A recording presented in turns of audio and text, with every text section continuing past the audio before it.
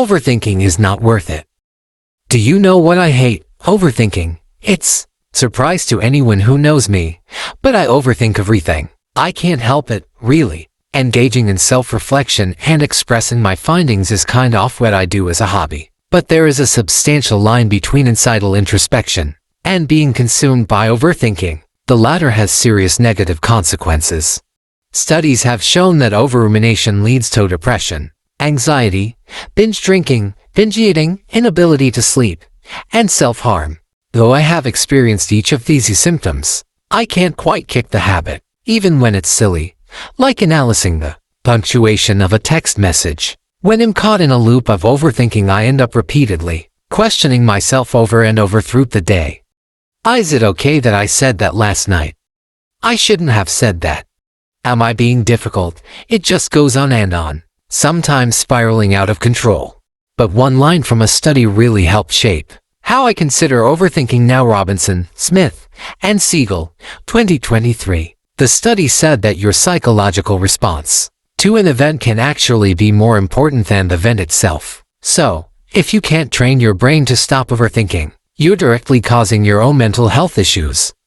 I don't know about you, but I already have plenty to deal with as it is. What can we do about it? Well, number 1, practice mindfulness. I know saying things like therapy and meditation will fix everything are click, viewed it's kind of true. The past year has been kind of rough, and now seasonal depression seems like it might be the cherry on top. So I've been trying to be diligent about 1020 minutes of mindful practice every day. You can't train your mind without putting through work in, so find whatever works for you. Whether it's Headspace, YouTube guided meditations, or your phone's timer. Learn to have your brain acknowledge and then let go of your thoughts. The more practice you put in, the easier you can disassociate yourself from your negative ones. 2. Be active.